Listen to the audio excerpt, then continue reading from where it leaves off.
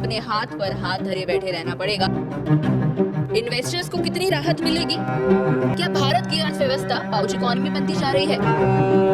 Union budget 2025 आने वाला है और हर भारतीय के मन में सिर्फ एक सवाल है, क्या इस बार सच में कुछ बदलने वाला है? चाहे आप एक नौकरी पेशे वाले इंसान हो या खेती बाड़ी करने वाले एक किसान या फिर अपना खुद का बिजनेस चलाने वाले, एक ही सवाल है, क्या इस बार हमारे लिए बजट में कुछ नया होने वाला होगा क्या नहीं? आज की इस वीडियो में हम उन उम्मीदों के बारे में बात करेंगे जो भारत की इकोनॉमी को बदल सकती है और हर देशवासी के मन में एक नई उम्मीद जगा सकती है। इस बार आम जनता को क्या मिलने वाला है, इन्वेस्टर्स को कितनी राहत मिलेगी और बिजनेसमैन किस तरीके से डेवलपमेंट देख पाएंगे, ये सारे सवाल, ये सारी एक्सपेक्टेशंस इसी वीडियो में आज हम जानने वाले हैं। नमस्कार दोस्तों, मैं हूँ मानसी और आप देखना शुरू कर चुके हैं फ्रीडम ऐप का मनी हिंदी चैनल, जहाँ पर बजट के ऊपर एक्सपेक्टेशंस क्या होने वाली है आम इंसानों की, वो हम जानेंगे, समझेंगे कि आखिर नया बजट हमारे लिए क्या क्या उम्मीदें लेकर आ सकता है, या फिर हमें उसी तरीके से हर साल की तरह अपने हाथ पर हाथ धरे बैठे रहना पड़ेगा और ये उम्मीद लगाए रखनी पड़ेगी कि शायद अगला साल अच्छा होगा। कौन कौन चाहता है कि इस बार बजट में टैक्स रेट स्लैब को कम कर दिया जाए? किराने की दुकान चलाने वाले लोगों से पता चला कि 10 रुपए का सर्फ एक्सेल अब उन्हें ज्यादा सस्ता पड़ रहा है एक पूरे पैकेट से। क्या भारत की अर्थव्यवस्था पाउच इकोनॉमी बनती जा रही है? पाउच इकोनॉमी समझते हैं एक छोटे से पैकेट में समाने वाली, उसी छोटे पैकेट की तरह जो एक बिस्किट का पैकेट हुआ करता था, पहले 4 रुपए का मिलता था, अब 5 रुपए का मिलता है और हो सकता है आने वाले टाइम में 10 रुपए का मिले, क्योंकि साबुन से लेकर चाय तक सभी के दाम बढ़ चुके हैं। क्या भारत की मिडिल क्लास अब फकीर क्लास कहलाने लगी है? चलिए समझते हैं। शुरुआत करते हैं एक ऐसे सेगमेंट से जो सबके ऊपर असर डालती है, इनकम टैक्स। अब आपने ओल्ड रिजीम और न्यू रिजीम के बारे में सारी बातें सुनी होंगी, मैं दोबारा नहीं दोहराने वाली हूँ। मैं आपको नहीं बताऊंगी ओल्ड रिजीम कैसा था, न्यू रिजीम कैसा था, आप सभी लोग उससे अच्छी तरीके से वाकिफ हो चुके हैं पिछले साल के बजट में लेकर। लेकिन इस साल का बजट जो एक्सपेक्टेशंस हम रखते हैं, हमारी उम्मीदें क्या कहती हैं, हम वो जानेंगे।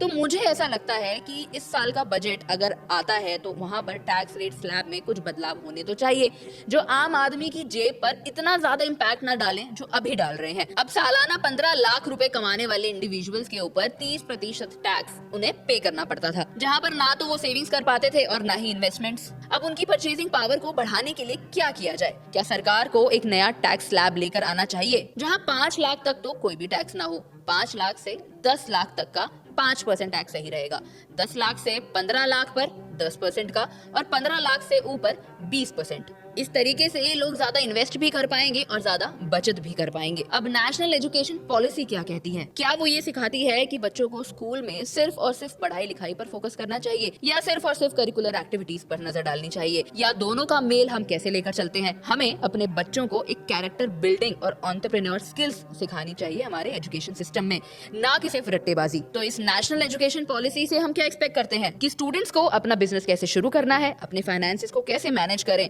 और अपनी नई स्किल्स के बारे में कैसे इनोवेशन सीखें, rather than कि उनको सिर्फ और सिर्फ एग्जाम की तैयारी करानी है। अब अपना खुद का घर ढूंढना है, खुद का घर बनाना सबका सपना होता है, लेकिन इस सपने में अड़चन डाल देते हैं हमारे होम लोन्स और उनके ऊपर देने वाली EMIs और इंटरेस्ट्स। अब इन होम लोन्स को ज्यादा अट्रैक्टिव बनाने के लिए रियल एस्टेट की दुनिया में एक अलग बदलाव तो करना पड़ेगा। सरकार को सोचना पड़ेगा कि कैसे हम होम लोन्स की डिमांड बढ़ा सकते हैं जिससे लोग अपने सपनों का घर खरीद पाएं। अब इससे हम क्या एक्सपेक्ट करते हैं? हम एक्सपेक्ट करते हैं कि होम लोन पर सब्सिडीज मिले जिससे लोग अपना खुद का घर, अपने खुद के सपनों का घर खरीद पाएं। साथ ही साथ ये हमें और भी कई फायदे दे सकती है, जैसे कि कंस्ट्रक्शन बिजनेस में एम्प्लॉयमेंट, सीमेंट में एम्प्लॉयमेंट, स्टील में एम्प्लॉयमेंट और जितनी भी इंडस्ट्रीज इस सेक्टर में फॉल करें उन सभी में रोजगार बढ़ सकता है। क्या कहना है आपका? अब आगे बढ़ने से पहले ना आपके लिए एक छोटा सा सवाल है मेरे पास, जिसका जवाब आप मुझे कमेंट सेक्शन में दे सकते हैं। स्क्रीन पर आपको सवाल नजर आ रहा होगा। सवाल है, बजट पेश करने वाले पहले भारतीय वित्त मंत्री कौन थे?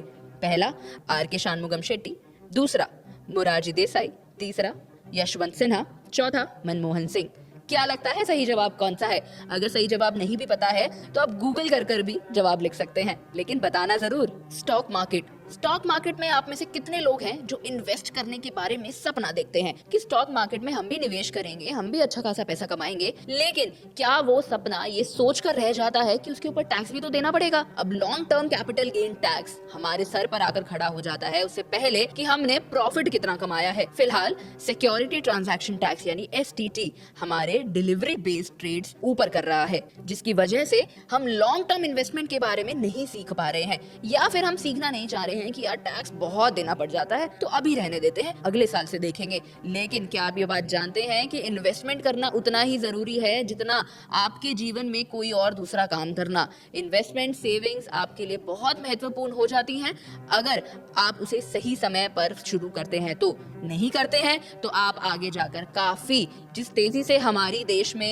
इन्फ्लेशन बढ़ रहा है ना, महंगाई बढ़ रही है, उतनी ही तेजी से अगर आप इन्वेस्टमेंट नहीं करेंगे तो आपके लिए काफी मुसीबत चालू हो सकती है, आपकी फाइनेंशियल हेल्थ खराब हो सकती है। अब स्टॉक मार्केट में हमारे स्टॉक्स पर, हमारे शेयर्स पर टैक्स देने के ऊपर आपकी क्या एक्सपेक्टेशंस हैं? तो इस बार के बजट में हमारी सरकार से एक्सपेक्टेशंस हैं कि क्या वो टैक्सेस कम कर सकती हैं, हमारे लॉन्ग टर्म टैक्सेस जो हमारे लगते हैं वो कम हो सकते हैं या नहीं, ताकि आम आदमी इन्वेस्टमेंट्स कर सके। और क्या एक्सपेक्ट करते हैं? स्पेशल इकोनॉमिक जोन के अंदर और ज्यादा ट्रांसपेरेंसी आनी चाहिए या नहीं? लैंड एलोकेशन के अंदर और ज्यादा ट्रांसपेरेंसी आनी चाहिए या नहीं? अब बिजनेसेस को सपोर्ट करने के लिए सरकार कदम उठा रही है, लेकिन ये जो बीच में आने वाले लोग हैं ना, इनकी वजह से शायद लैंड का पूरा एलोकेशन सही तरीके से लीगली नहीं हो पा रहा है।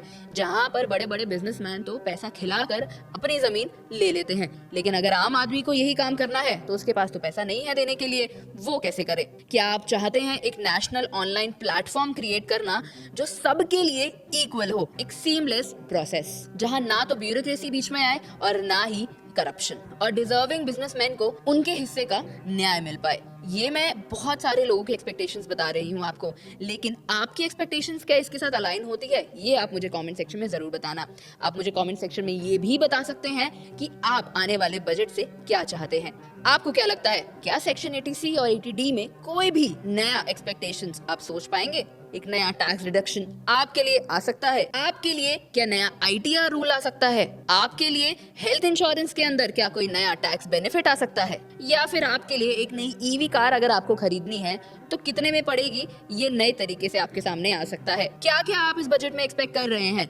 ये सारी चीजें आप मुझे कमेंट सेक्शन में जरूर बताना, ताकि हर भारतीय ये चीज समझ पाए कि उसके लिए इस बजट में क्या नया हो सकता है, और अगर उनकी उम्मीदों पर सरकार नहीं खड़ी हो पाती है तो क्या कदम उठाए जा सकते हैं। हम यही चाहेंगे कि हर आम आदमी के पास ये खबर पहुंचे, ये वीडियो पहुंचे, ताकि उसे पता चले कि उनका हक क्या है। चलिए, मैं मानसी मिलती हूँ आपसे अगली वीडियो में।